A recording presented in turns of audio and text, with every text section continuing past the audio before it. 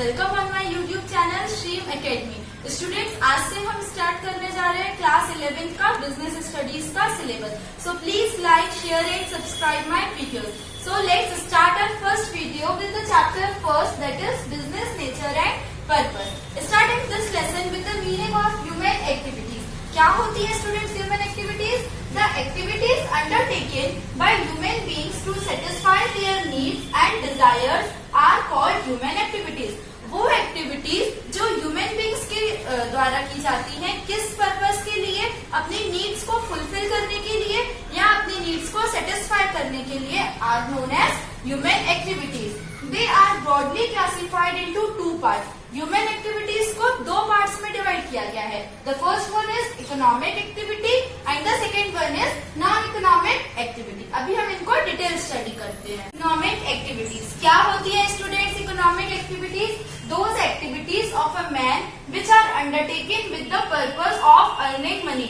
वो human activities जिसका main purpose क्या होता है? Earning money, are called economic activities. Students, economy का मतलब ही होता है फाइनेंस से रिलेटेड, मनी से related. So, according to Pigou, economic activities are those activities which are done for the welfare of man and which can be measured in terms of money। Pigou ने हमें क्या बताया है? क्या होती है इकोनॉमिक एक्टिविटीज? वो एक्टिविटीज जो किस पर्पस के लिए काम की जाती है?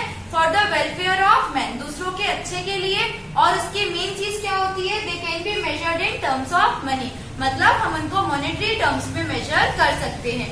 इसके अंदर भी और ये भी फर्दर डिवाइडेड होती है बहुत सारी चीजों में। तो हम इन्हें किस में मेजर करते हैं? मनी में मेजर करते हैं। So what are economic activities? वो एक्टिविटीज, वो ह्यूमन एक्टिविटीज जिसका मेन पर्पस क्या होता है? Earning money, are called economic activities. Non economic activities क्या होती है? Non economic activities those activities which are not concerned with money. कौन सी होती है? वो एक्टिविटीज, वो ह्यूमन एक्टिविटीज जो मनी से कंसर्न नहीं होती हैं और they can not be measured in monetary term. ये मनी से कंसर्न नहीं होती है, इसीलिए हम इनको मॉनेटरी टर्म्स में मेजर नहीं कर सकते हैं। As they are done for providing services, they are called non economic activities. ये एक्टिविटीज क्या होती है? नॉन इकोनॉमिक एक्टिविटीज हमारे मनी से रिलेटेड नहीं होती है, इसमें हम हमारी सर्विसेज किसी को प्रोवाइड करते हैं, इसलिए हम इनको क्या कहते हैं स्टूडेंट? Non economic activities. इसका हम एग्जांपल क्या ले सकते हैं? Taking care of child by mother, teaching own son by a teacher at home etcetera. अगर कोई भी माँ अपने बच्चे की केयर कर रही है तो वो क्या है? वो उसके लिए पैसे ले रही है क्या? नहीं। तो ये किस में आ जाएगी? नॉन इकोनॉमिक एक्टिविटीज में। क्यों? क्योंकि वो अपनी सर्विसेज प्रोवाइड कर रही है। अगर कोई टीचर अपने ही बेबी को या अगर कोई टीचर अपने छोटे भाई बहन को घर में पढ़ा रही है तो वो उससे मनी ले रही है क्या? नहीं, वो अपनी सर्विसेज प्रोवाइड कर रही है। So they are called non economic activities. ये कौन सी एक्टिविटीज होती है? जिनको हम मनी में मेजर नहीं कर सकते हैं और जिनका मेन पर्पस क्या होता है? अपनी सर्विसेज प्रोवाइड करना।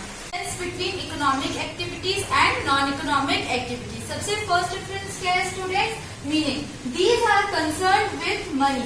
इकोनॉमिक एक्टिविटी किससे कंसर्न होती है? किससे रिलेटेड होती है? मनी से रिलेटेड होती है। Non economic activities these are not concern with money. Non economic activity money से रिलेटेड नहीं होती है।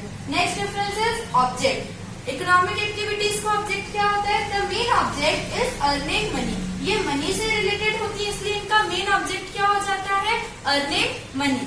इनका नॉन इकोनॉमिक एक्टिविटीज का the main object is providing services. इनका मेन ऑब्जेक्ट क्या हो जाता है? अपनी सर्विसेज को प्रोवाइड करना। Third is legality. These are always legal. जितनी भी इकोनॉमिक एक्टिविटीज होती है स्टूडेंट्स वो हमेशा लीगल होती है। And non economic activities these are not always legal. ये हमेशा लीगल नहीं होती है। Purpose, they are done for the fulfillment of human needs। Economic activities कोई भी इंसान क्यों करेगा? वो पैसा क्यों कमाएगा? अपनी नीड्स को फुलफिल करने के लिए या अपनी नीड्स को सेटिस्फाई करने के लिए। But non economic activities they are done for fulfilling the desires and emotions. किसी भी इमोशंस को फुलफिल करने के लिए जो एक्टिविटीज की जाती है वो कौन सी कहलाती है? Non economic activities. इसमें हम क्या एग्जाम्पल ले सकते हैं? Teaching children at school. हम किसी भी स्टूडेंट्स को पढ़ा रहे हैं चिल्ड्रन को स्कूल में जाके, सो it is under economic activity. But while we teach our own child at home, it is concerned in non-economic economic activities. So it was difference between economic and non-economic activities. Types of economic activities. Economic activities students 3 types में divided होती है. कौन कौन सी? First is business, second profession and third employment. सबसे first of all हम business का meaning समझते हैं कि बिजनेस क्या होता है. The term business is made up of 2 words, that is busy and ness. Students business किन 2 वर्ड से मिलकर बना हुआ है?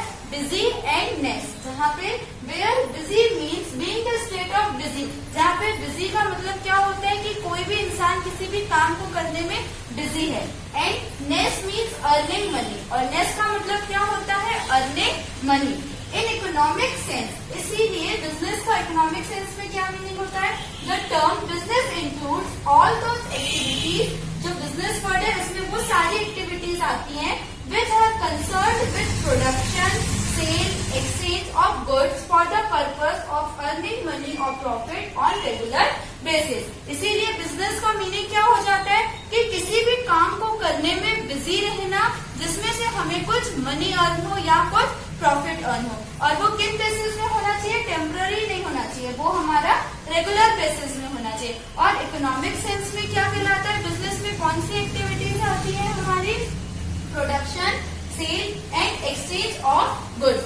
ये तीनों एक्टिविटीज अगर हम देखें तो किस सेंस में आती है? इकोनॉमिक सेंस में. But in simple words what is business? Business क्या है? किसी भी काम को करने में बिजी रहना जहां से हमें कुछ प्रॉफिट अर्न हो या कुछ मनी अर्न हो. और वो किस बेसिस में होना चाहिए? रेगुलर बेसिस में होना चाहिए. मान लीजिए इसका एक एग्जांपल ले लेते हैं. अगर मैं आपको क्या करती हूँ? मैं आपको टीच कर रही हूँ, है ना. और मान लीजिए मैंने कोई भी प्रोडक्ट परचेज किया और उसको सेल कर दिया, तो क्या मैं बिजनेस कर रही हूँ? नहीं. क्यों नहीं कर रही हूँ? क्योंकि मैंने तो एक्सचेंज ऑफ गुड्स किया, और बिजनेस में यही होता है कि हमने एक्सचेंज ऑफ गुड्स करना रहता है. नहीं, बट बिजनेस का मीनिंग क्या होता है? जो हम रेगुलर बेसिस में करते हैं. मैं क्या हमेशा परचेज और सेलिंग करती हूँ? नहीं, वो तो मैंने सिर्फ एक ही बार प्रोडक्ट परचेज किया और एक बार सेल कर दिया. सो बिजनेस क्या होता है? जो लॉन्ग टर्म के लिए हो और जो रेगुलर बेसिस में किया जाए, it is known as business. Now the characteristics of business. सबसे फर्स्ट कैरेक्टरिस्टिक क्या होता है बिजनेस का? Production of goods. बिजनेस में क्या करते हैं हम? प्रोडक्शन ऑफ गुड्स करते हैं. Second, exchange of goods. हम क्या करते हैं बिजनेस में? एक्सचेंज ऑफ गुड्स करते हैं. For what purpose? For profit purpose और for earning money for mutual benefit. Next, regular dealing. Business में क्या होता है? कभी भी टेम्पररी डीलिंग्स नहीं होती है, रेगुलर बेसिस पे हमारी डीलिंग्स होती हैं. Next is long term process. Business क्या शॉर्ट टर्म के लिए होता है? नहीं, बिजनेस कितने टाइम के लिए होता है? ये एक लॉन्ग टर्म प्रोसेस होती है. Next is human activity. Business कौन करता है स्टूडेंट्स? ह्यूमन बींग्स करते हैं. So it is included under human activities. Next is profit as a reward. Business में बिजनेसमैन को क्या रिटर्न में मिलता है? उसके गुड्स को सेल करने के लिए प्रॉफिट रिटर्न में मिलता है. Next is risk factor. ये फैक्टर ऐसा है कि ये हर टाइप ऑफ बिजनेस में होता है, चाहे उसका छोटा बिजनेस हो चाहे किसी भी पर्सन का बड़ा बिजनेस हो. रिस्क फैक्टर को बेयर करने के लिए ही जो उसको रिटर्न में मिलता है as a reward, it is termed as profit. Next is wider scope. Business long term के लिए होता है और रेगुलर बेसिस में होता है, इसीलिए इसका स्कोप भी स्टूडेंट्स क्या होता है? वाइडर होता है, बड़ा स्कोप होता है. So these are the characteristics of business. Next is profession. It is that economic activity which requires special skill or practical knowledge along with theoretical knowledge.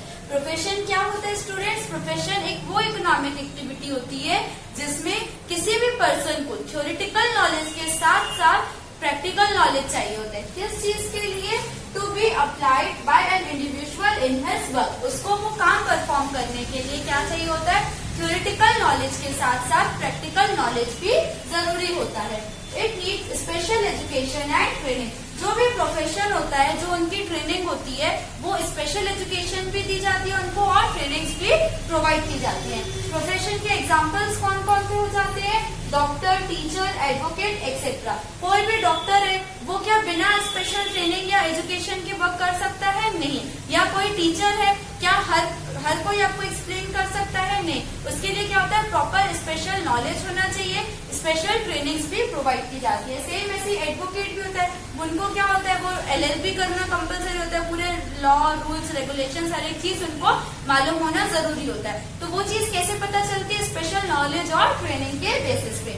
And these are known as professional. और जो भी लोग इस line में होते हैं, जैसे doctor हो गए, टीचर हो गए, एडवोकेट हो गए, उन सबको क्या बोला जाता है, प्रोफेशनल बोला जाता है। So what is profession students? Profession क्या है? सेकेंड नंबर की इकोनॉमिक एक्टिविटी है। First is business and second is profession. Profession क्या है? किसी भी इंसान को अपना काम परफॉर्म करने के लिए जब थ्योरेटिकल नॉलेज के साथ साथ प्रैक्टिकल नॉलेज की जरूरत होती है, उसको स्पेशल एजुकेशन और ट्रेनिंग प्रोवाइड की जाती है। It is termed as profession.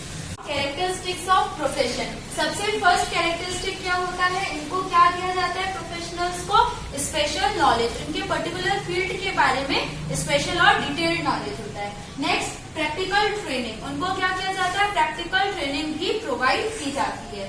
Third restricted entry, अगर मान लीजिए आपका कुछ बिजनेस है तो आपके कॉम्पिटिटर ज्यादा बढ़ सकते हैं। क्यों? क्योंकि everyone can do business, but profession में क्या होता है कि हर कोई प्रोफेशनल नहीं बन सकता, इसलिए इसमें क्या होता है, रिस्ट्रिक्टेड एंट्री भी हो जाती है, कि मतलब इसमें किसी की भी एंट्री के लिए रिस्ट्रिक्शंस भी लग जाते हैं। Next is service motive, along with profit earning, इनका एक और काम क्या होता है, अपनी सर्विसेज प्रोवाइड करना। Next is fees is received in return, जैसे बिजनेसमैन को रिटर्न में क्या मिलता है, प्रॉफिट, ऐसे प्रोफेशनल्स को रिटर्न में क्या मिलता है, fees. Next is and the last is code of conduct, हर एक प्रोफेशनल को एक कोड ऑफ कंडक्ट मिलता है और वो कुछ उसके लिए कुछ लिमिट्स होती है, कुछ बाउंडेशंस होती हैं। कौन प्रिस्क्राइब करता है, प्रोफेशनल एसोसिएशंस, उनको पर्टिकुलरली एक कोड ऑफ कंडक्ट दिया जाता है उनके प्रोफेशनल एसोसिएशंस के through.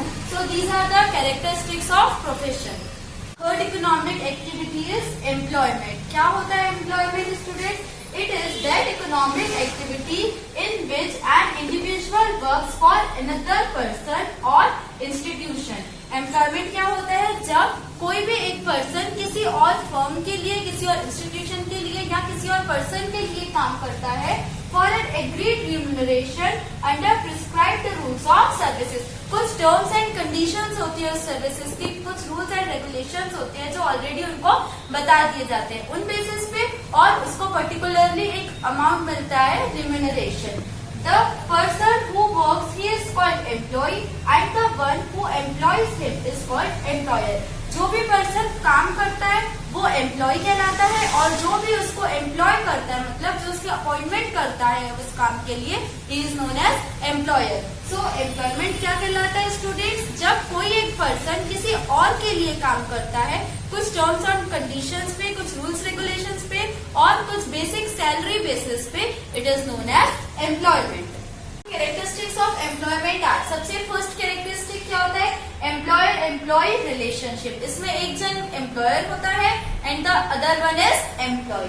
Next is agreement, business कैसे होता है, किसी के साथ हमें कुछ भी एग्रीमेंट करने की जरूरत नहीं होती है, बट एम्प्लॉयमेंट में हमें एग्रीमेंट करने की जरूरत होती है। थर्ड इज वेजेस और सैलरी इन रिटर्न, जो भी हमारे एम्प्लॉयज होते हैं उनको हम क्या प्रोवाइड करते हैं स्टूडेंट्स, वेजेस या तो फिर salary. Next no direct risk, इसमें एम्प्लॉयमेंट में कभी भी एम्प्लॉय की डायरेक्ट रिस्क नहीं होती है, अगर उसका काम कुछ अच्छे से नहीं हो रहा है या कुछ भी लॉस हो रहा है कंपनी को, तो वो किसको बेयर करना पड़ेगा, एम्प्लॉयर को, यहाँ पे एम्प्लॉय की गलती नहीं होगी।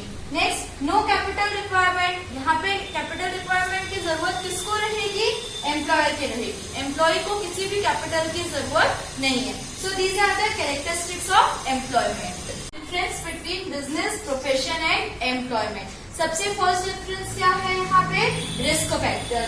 There is always a risk factor for businessman.